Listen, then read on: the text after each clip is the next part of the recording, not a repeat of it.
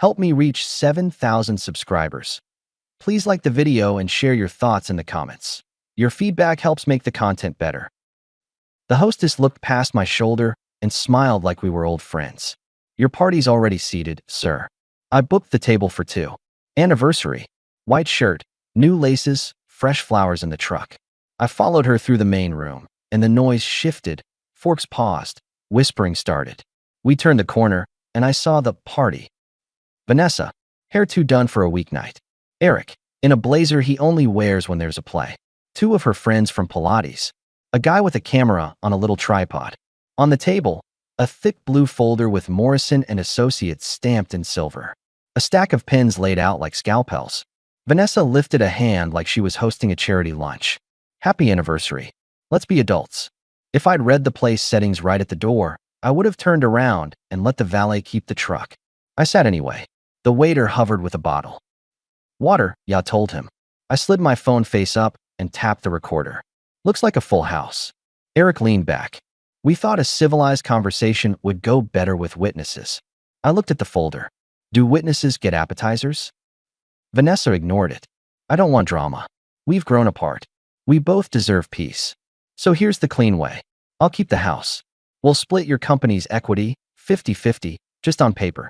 You can buy me out over time. Standard support, nothing crazy. And I want Buddy.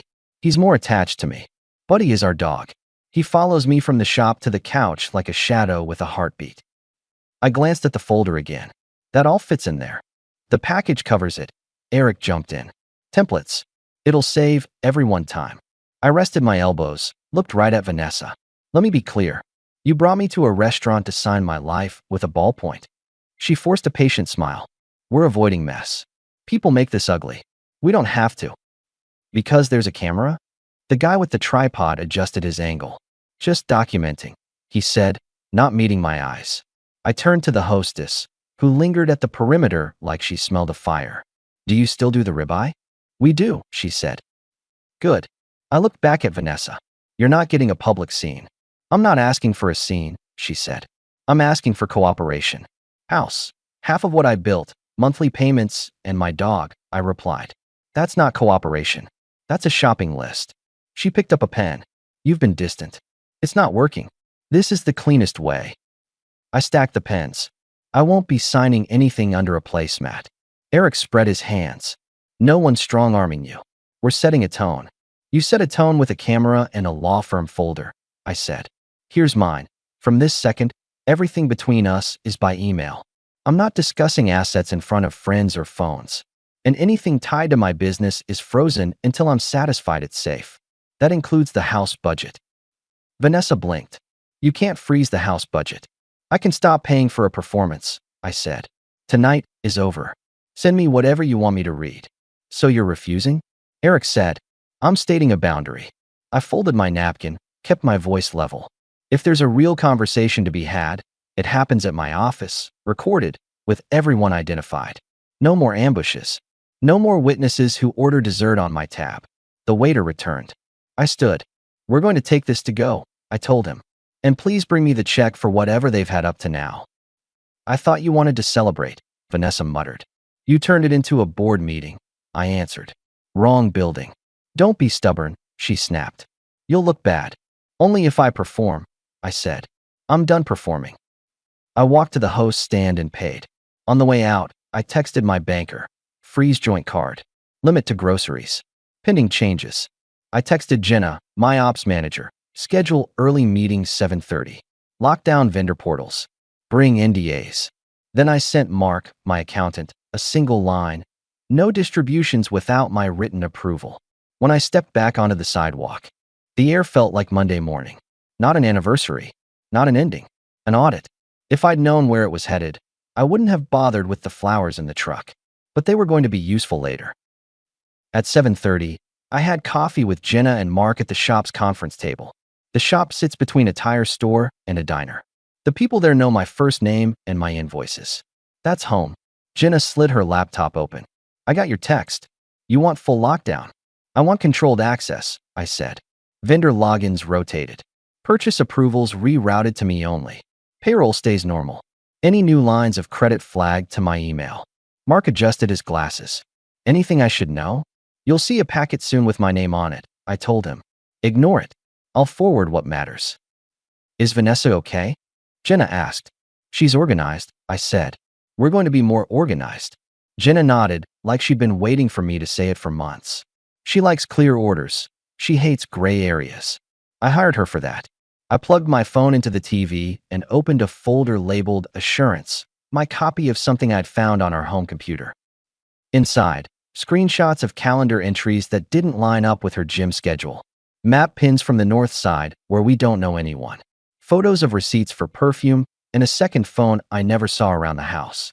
And a folder named Insurance buried under a bland name with spreadsheets of account numbers that weren't ours, and draft forms for loans tied to the same line of work as mine, just without my signature.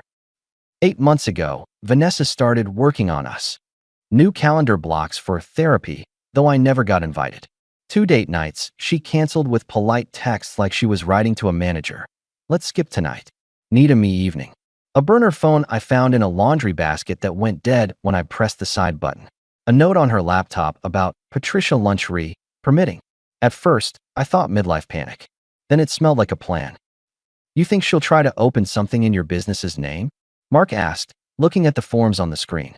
I think she's already tried, I said. I think someone's holding doors open. Want me to check for recent credit pulls? He asked. Do it, I replied. Also, start separating personal and company expenses right now. New card for the house. Limit to basics. Send Vanessa a copy of the policy. Effective today, no use of business accounts for anything outside operations. Keep it dry. Jenna typed. What about the spare keys to the warehouse? Collected by noon, I said. No fuss. My phone buzzed. A number I didn't recognize. Webb, the voice said, low and plain. You reached out. I'd called Webb 2 weeks back after finding the insurance folder. He used to work background checks for a security company. Berlin boots, rumpled jacket. A man built to sit outside places unnoticed. What have you got? I asked. Faces, times, locations, he said. Your wife meets a man most Thursdays. Name's Eric. He came up last night in that file you sent, the law firm drafts. He circles with a Patricia Strom. She's on the city council. They talk like she can help with moving parts. Your name gets mentioned when they discuss financing. Mark looked up. I put the call on speaker. Go on. Your wife signed for a storage unit last month under her maiden name, Webb continued. Small. Paperwork boxes inside. I saw labels, copies, wires, drafts. I didn't open anything. Good, I said. Don't touch. Just keep schedule. Keep collecting who meets who. You want me on them today? He asked. Yes, I said. And be available tonight. There's going to be a meeting. Where? Same roof as my vows, I told him. Only this time there's an agenda. After the call, Jenna blew out a slow breath. You're calm. I'm busy, I said. It helps. At 11, Vanessa walked into the shop. She never comes by. She avoids the grease and the people who like me too much to pretend. She had 2 coffees and a smile she wears when she's about to sell me something. This yours, she said, setting the cup down. Thought you could use it. I didn't invite her to sit. You found last night creative. I found it practical, she said, glancing at Jenna and Mark. We don't need to be enemies. This can be friendly. You ambushed me, I replied. I announced a change, she said. I get that you're upset, but we can keep our lives clean. If we start nice, it stays nice. I like nice, I said. I'm allergic to fake. She rubbed her thumb along the lid of her cup. I'm willing to be flexible. Send everything you expect me to read, I said. By email. Fine, she said. But let's at least do dinner tonight, no audience. I'll cook. We can talk without all the performance. Jenna shifted her weight. I kept my eyes on Vanessa. 7 o'clock. 30 minutes. No cameras. And don't bring Eric. He's just helping, she said. He knows the process. He's not part of my process, I answered. She tilted her head. You're making this harder than it needs to be. I'm making it normal, I said. We'll see you at 7. When she left, Jenna leaned in. You sure about dinner? Not dinner, I said. A checkpoint. Want me around? She asked. Just make sure the office camera system is clean and the mics work, I said. And call the locksmith for tomorrow. I drove home early to set the house the way I like a negotiation. Bright lights, no clutter, recorder on the mantel. I put the flowers from the truck in a vase and set them on the coffee table. Visual history helps. People remember dates when you put petals in front of them. Vanessa came at 7 with a casserole and a softer voice. "I'm sorry about last night," she began, sliding the dish onto the counter. "The group thing wasn't fair." "Thank you," I said. "I panicked," she went on. "I thought if it felt official, it would be easier. You don't listen when it's just me." I looked at the casserole. "Smells good. I want this to be respectful," she said. "We built a life. I'm not trying to take what's yours. I just want what's fair." "Then withdraw the house demand," I said, "and leave the business out of it." She hesitated. "The house is stability. We agreed it's mine if anything happens." "We agreed to pick the color of the door," I replied. "The rest you came up with over appetizers. We can split proceeds later," she tried. "It's not even about the building. It's memories." "The building's in my name," I said. "Memories aren't a ledger." She sighed. "Would you stop talking like a spreadsheet? Would you stop treating my work like a vending machine?" I answered. "Be decent," she said, finally showing a little of the frost. "I could be difficult." "You already rehearsed difficult," I said. "Tonight you're trying polite. Pick a lane." Her eyes flashed, then cooled. "I'll send over a revised outline. The house stays. Everything else is negotiable." "Send it," I said. "I'll read." She softened again. "I miss when we laughed." "Me too," I said. "Back when dinner meant dinner." She left the casserole, kissed the air near my cheek, and went upstairs. I listened to drawers open and close. They sounded like the end of a season. When she came down, her bag looked heavier than a purse. "Early spin class," she said, shrugging. "I'll sleep at my sister's." "Good night," I replied. After the door clicked, I texted Webb. "Tomorrow 6 p.m. at my place. Bring what you have. Invites going out." Then I emailed Vanessa, Eric, and Patricia Strom. Vanessa had copied me on messages with Patricia before, when she was proud of brunch with someone connected. I kept it simple, meeting to clear misunderstandings regarding assets. Tonight's ambush was inappropriate. Tomorrow I expect transparency. Attendance requested: Vanessa, Eric, Ms. Strom. Neutral observer, Webb. Eric responded first. "Why Webb?" "So no one has to rely on memory," I wrote back. Patricia replied with a single line: "I don't attend private domestic matters." "Understood," I wrote. "Public duties sometimes overlap with private introductions. I'd rather keep this contained. Your call." 5 minutes later, "I can stop by for a short time." I put my phone face down, turned off the lights, and slept like a man who finally labeled the boxes in a messy garage. Eric arrived early, pacing the sidewalk. The neighbor across the street, Mrs. Alvarez, watered her plants and watched like it was cable. Vanessa pulled up next, alone, hair in a neat twist. Patricia came last in a sensible sedan, sunglasses, jacket like it belonged to a different town. Inside, I gestured to the chairs. Vanessa chose the couch. Eric sat next to her, too close. Patricia took the chair closest to the door. Webb leaned in the doorway, blending with it. "Let's lay it out," I began. "Last night was an ambush. Today is structured. I'll start with a statement. Then we'll compare notes." Vanessa waved a hand. "We don't need." I rolled my hand like a conductor. 8 months ago, you started living a second calendar. You brought new perfumes home, but they didn't live on our bathroom shelf. You blocked out therapy and workshops, none of which involved me. A second phone showed up in our laundry, then disappeared. On our home computer, there's a folder called Insurance, with draft applications for financing tied to my industry, using public data about my company. You applied for a storage unit under your maiden name.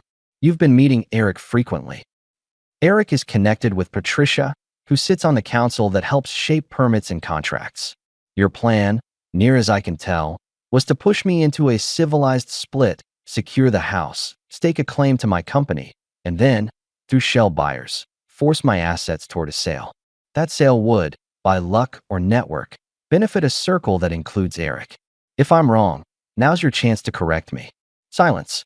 Webb flicked his pen cap once. Patricia sat very still. "That's a lot of story," Vanessa said finally. "You've always had a vivid imagination." "I have receipts," I answered. "Would you like the pile or the highlights?" Eric scoffed. "This is ridiculous." "Probably," I said. "That's why I invited you. Absurd things are easier with the authors present." Patricia cleared her throat. I'm here as a courtesy. If my name is being used in ways I haven't authorized, I need to know. Vanessa shot her a quick look. No one's using your name. We're just adults trying to. I tapped the remote. Photos and emails popped onto the TV. Eric's meeting with Vanessa at a coffee place. A screen of messages where he attached a draft with Morrison and Associates letterhead labeled Asset Division Outline. A calendar hold with P. Strom. Permits timeline. The storage unit form with Vanessa's maiden name. A spreadsheet listing target valuations. Eric leaned forward. You're violating privacy. I'm protecting mine, I replied. Patricia set her sunglasses on the coffee table. Where did you get these? Locations are public spaces, Webb said. He sounded like he'd tell the truth even if it cost him a job. You were photographed entering the same building as Mr. Eric on 3 dates. Times are on the images. I'm licensed to gather time and place. This is harassment, Vanessa snapped. This is documentation, I answered. Let's keep words accurate.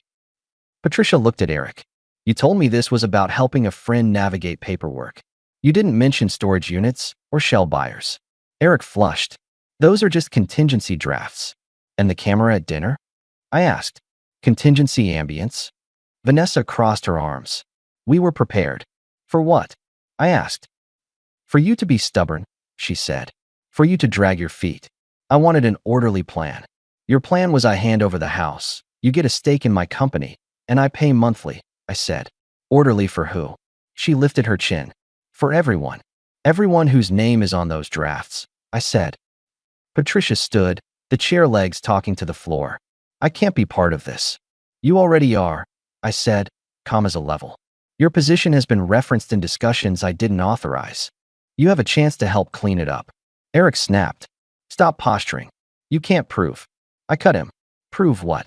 That a city official's presence can influence how quickly permits move for certain buyers? That someone with access to process could flag an inspection or clear it. I didn't use that power, but I watched it get discussed like a tool. Patricia turned to Vanessa. Did you tell him we had lunch? Vanessa swallowed. I said we knew you. That's it. Not what those messages read, Webb murmured. Vanessa whirled. Who even is he? Neutral observer, I said. He makes sure this isn't a mud fight. Eric jabbed a finger toward me. You're grandstanding. None of this will hold up anywhere. I'm not in a courtroom, I said. I'm in my living room. My outcome is simple. My work remains mine, my dog stays with me.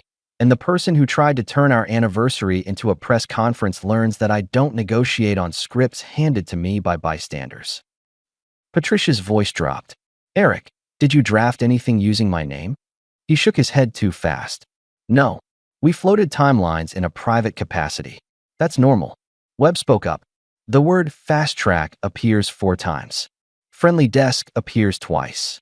Patricia closed her eyes for a full second and then opened them differently. I need copies of everything. Now. Vanessa laughed without humor. Of course you'd flip. Self-preservation looks good on you. Patricia straightened. I will not be used to pressure a private citizen's livelihood. If my name appears in any package aiming to steer an outcome, I will cooperate with any inquiry and resign from anything that touches this. Restitution is better than embarrassment. Eric went pale. Patricia. She didn't look at him. Get me those copies. I handed her a folder. She didn't sit back down. She tucked it under her arm like a fire extinguisher, then faced me. What do you want, Mr. Collins? I want this to end quietly, I said. You step away from any involvement. Any applications or drafts tied to my work die on the vine. You send me a letter confirming you will not touch or influence anything tied to my name or my operations. And you don't say a word about this outside what your ethics policy requires. She nodded once. Done. Eric stood. You can't. Sit, Patricia said, and it had weight. He sat. I turned to Vanessa. Now you. She squared her shoulders. I won't be bullied. No, I said. You'll be documented. Here's what happens. You leave the house by Friday noon. You take what you brought. You sign a quitclaim on the title. You return my company files and remove yourself from any accounts. You agree that my business is not community property. In exchange, I transfer a fair, one-time settlement to a dedicated account, released after all conditions are met. But he stays with me. You get visitation if you ask. She stared. You're offering me a tip jar. I'm offering you less mess than you arranged, I said. And I'm adding a line. If any of your insurance copies or recordings see sunlight, that settlement shrinks to what a calculator would call basic. You don't have leverage, she said. You brought a camera to dinner, I answered. I have leverage. You tried to line up a parade. I canceled it. Eric leaned in again, voice tight. You think you're the only one who can move things. I know what I can move, I said. And I know what you can't once Patricia sends that letter. Patricia said, quiet but clear, I'll do it today. Vanessa's face changed. It wasn't anger. It was distance. The look she uses when a salesperson loses her interest. I need time to review. You have 48 hours, I said. At noon 2 days from now, the offer changes. No settlement, just a lock change and a storage unit with your name on it. I won't fight. I'll just stop participating. You couldn't stop me if you tried, she said, but it rang hollow. Watch me, I said. Patricia left first. Webb followed her out. Eric lingered, jaw working. He's bluffing, he told Vanessa. I opened the door and held it. Meeting's over. Check your email in an hour. Eric stared like he wanted to chew through wood. This isn't finished. It is for me, I said, and closed the door behind them. I sent 3 emails. The first to Patricia, with copies of the messages and photos. The second to Vanessa, with the terms I'd stated, plain and boring. The third to my staff, effective immediately. Any inquiries regarding asset sales or equity discussions are declined. We are not for sale. If anyone references a friendly buyer or fast process, refer them to me only. Then I called the locksmith. At 8 the next morning, I walked into Eric's favorite networking breakfast at a hotel downtown. Foreign turf. He works those rooms, shakes hands like they have batteries in them. He didn't see me at first. I took a plate and found a spot near the front where the microphone sits during updates. Lydia, the organizer, spotted me. Didn't know you were coming, she said. Figured I'd say hi, I replied. Eric climbed onto the platform with a grin. Good morning, team. Quick notes. There's opportunity in the small manufacturing space right now. I raised a hand. He recognized me, and the grin tugged. We take questions after, friend. Mine's short, I said. It's about the small manufacturing space. There's a rumor floating around about a sale. That rumor is false. Anyone who hears it can send the source to me. The room shifted. Heads turned. Eric held his smile like a mask with a broken strap. Always good to clarify. Always, I said. And to be extra clear, any mention of a fast approval path for permits or inspections tied to me is also false. We're boring and slow like everyone else. A few people chuckled. The point landed. Lydia gave me the smallest nod. Eric moved on with announcements, but he stumbled twice. That was enough. I threw public cold water on a plan designed to work in whispers. When I left, I texted Vanessa. Clock running. At noon, she called. I let it ring 3 times, then answered. I need more time, she said. You have the rest of today and tomorrow, I replied. Noon. That's not realistic, she tried. Your timeline at the restaurant was immediate, I said. You wanted signatures between salad and dessert. You're punishing me, she said. No, I said. I'm removing you from the steering wheel. She changed tone. I'm not your enemy. We can find middle ground. Withdraw the house and the business, I replied. Silence. Then she chose a new mask. Come home for lunch. I'll make sandwiches. We can talk without posturing. I'm at work, I said. I'll bring them there. She offered too quickly. You won't, I said. All communication by email. She exhaled loudly. You used to be kind. I used to be blind, I said. She hung up. At 4, a delivery driver brought a basket to the shop. Snacks, a card. Didn't mean to hurt you. Let's be gentle. I put it in the break room for the guys. I don't need apologies. I file them. At 6, I got an email from Patricia. As discussed, I will recuse from any matter relating to you. I am informing the proper office of potential conflicts and stepping down from committees where this overlap could occur. I will cooperate fully if asked. Restitution where applicable. She CC'd a generic city address. I forwarded it to Vanessa and Eric. No comment. Just a subject line, update. At 9, Vanessa sent a new packet. The Morrison and Associates cover, softer language. Temporary occupancy of residence by Vanessa for 6 months. Business valuation by mutually agreed third party. Companion animal rotation. She called Buddy a companion animal. That told me everything about where her head really was. I read it. I didn't reply. Friday morning, I woke up to a text from Eric. You'll regret being stubborn. A minute later, another from an unknown number. Friendly heads up. Inspectors might drop by next week. I smiled, forwarded both to Patricia with a simple FYI, and kept moving. 9 a.m., the locksmith changed the cylinders. The new keys felt honest in my hand. At 10, Vanessa pulled into the driveway. She walked straight to the door and tried her old key. It didn't turn. She knocked. I opened. Noon deadlines in 2 hours. You changed the locks, she said, disbelief for the audience of one neighbor pruning roses. I said I would, I replied. This is my home, she said. It was, I answered. Now it's a place you can visit when invited. You can't do this, she said. I just did, I said. You still have the settlement window. She folded her arms. I have rights. You have habits, I said. Rights will be honored by the letter. The rest is behavior.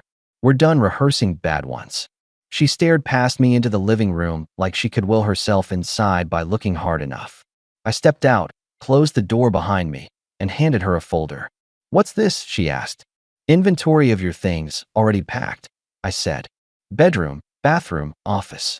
Movers will take them to a storage unit in your name at 3. I paid 3 months. After that, it's yours. Her lips parted. You boxed my life. You boxed mine first, I said. Blue folder on a white table. This is me returning the favor without the witnesses. Her phone buzzed. She glanced, then tucked it back. Eric says you're overplaying. Eric says a lot, I replied. She looked down the street like the pavement might tell her what to do. What about Buddy? Buddy stays, I said. He's settled. He has a yard and a route. You can walk him Saturday mornings at 9 if you ask a day before.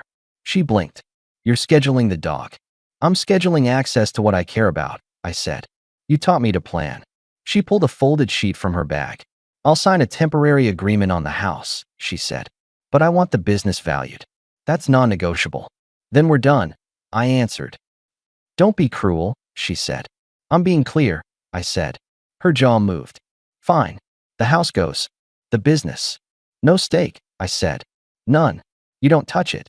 She looked off again, thinking about the basket of plans tipping over. You'll wire the settlement today? Once the quitclaim is notarized, I said.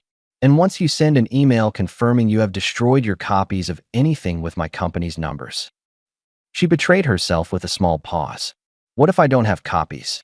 You wouldn't mind writing that line then, I said. Because it would be true. She swallowed. I'll send the line. You have 2 hours, I said. If I don't get it, the offer drops to moving boxes and goodwill. She was quiet.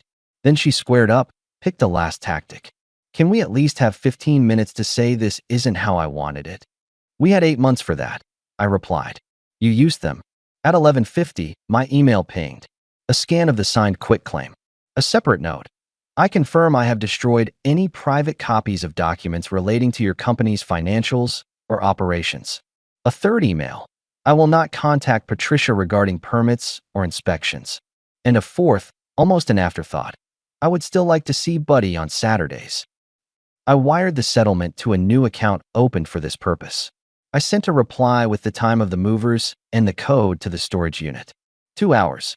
They will wait 30 minutes for you. After that, it's on you. At 3, the movers called from the driveway. Vanessa was there, arms crossed, watching boxes walk out like they were betraying her. I signed the receipt. She watched my pen move. When the last box went into the truck, she looked at the house one more time. You're really ending it like this. You ended it in a dining room, I said. I'm finishing it at home. She swallowed hard and stepped toward the sidewalk. You'll regret being unkind. I'm not unkind, I said. I'm done. She opened her mouth, closed it, then looked at Buddy through the window and said, too soft for anything but truth. He'll miss me. Then be someone worth missing, I replied. 9 a.m. Saturdays. She walked to her car. She didn't look back. Good. It makes the work cleaner. A week later, I drove to the shop in a used pickup I'd wanted for years. Not shiny. Honest. The kind of thing that gets better when you throw lumber in the back. The house felt bigger without a second timetable breathing down its hallways. There were fresh towels and no scripts under the plates. Jenna knocked on my office door. UPS is here. I signed for the package. Inside, another blue folder. Morrison and Associates again. I almost laughed. The cover letter was short. Disregard previous drafts. No further action from our firm. I stood in the doorway with the folder and lifted it like a trophy of absence. The guys at the parts counter clapped. I didn't ask them to. Men clap when the noise stops. Patricia emailed 2 updates over the next month. 1. As agreed, I've stepped down from the committee. I am cooperating where necessary. Restitution underway for any undue advantages proposed. The city site posted a notice a day later with a simple line about realignment. No press. Exactly what I wanted. I heard about Eric from someone at the breakfast group. He looked tired. Deals fell through. People stopped returning his calls so fast. Funny thing about rooms. They remember who brings cameras to dinner. Vanessa moved to a smaller place across town, then to another state a little while after. I didn't follow. I heard about it from Mrs. Alvarez, who hears everything and tells me only what helps me keep my head straight. She asked a friend about jobs in a new city. Mrs. Alvarez said, trimming a bush. Said she wanted a fresh start. Everyone does, I replied. On a Saturday, 9 sharp, Vanessa knocked to take Buddy for a walk. She had plain shoes, no perfume. 30 minutes? She asked. 45, I said. Take the park route, not the busy one. She nodded. On the 3rd Saturday, she tried to linger and talk. We were good once. We were decent, I said. Then we stopped telling the truth. I'm telling it now, she said. You're keeping the rules now, I replied. That's not the same thing. She didn't push. Good. It kept things clean. 2 months in, I met someone new at the diner. Her name's Claire. She asked about my truck, not my past. We took it slow like adults. I don't turn my life into a stage anymore. I keep most of it between the walls of the house and the hum of the shop. Mark stopped by with numbers. You're up 12%, he said. People like buying from a man who looks like he knows where he's going. I know where I'm not going, I said. Jenna poked her head in later. You free tonight? The team wants to do barbecue at the warehouse. New grill. No speeches. I'll bring the ice, I said.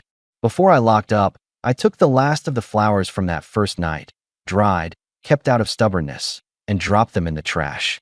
Not a ceremony, just housekeeping. On the way home, I saw Eric at a stoplight. He stared straight ahead like the windshield had answers. I didn't honk. I didn't wave. I checked my mirrors and drove on. Vanessa texted once more outside the Saturday schedule. Can we talk? I didn't answer. She knew the rules. When she came on Saturday, she handed me Buddy's leash at 44 minutes and looked at the house. It's quiet, she said. It's peaceful, I said. Do you ever think about that dinner? She asked. Every time I open my calendar, I replied. It keeps me honest. She nodded, opened her mouth as if to keep going, and then thought better of it. See you next week. Asked the day before, I said. She smiled without heat. You really don't bend, do you? I bend for respect, I said. That's the only currency. I closed the door behind her and looked at the walls I painted with my own hands. No cameras, no scripts, just a dog who thumped his tail and followed me to the kitchen like he always does. When I think about the anniversary night, I don't feel fury. I feel clarity. She built a stage, invited an audience, and handed me a pen. I put the pen in my pocket and wrote my own rules. The last thing I said to her that mattered was at the storage unit, when she stood there with a key and a stack of boxes that used to live at my place. I handed her the settlement confirmation and the new key to the unit. She asked, "Is this it?" I said, "You wanted a stage. You got a record." Then I turned, got in my truck, and went back to the life I keep.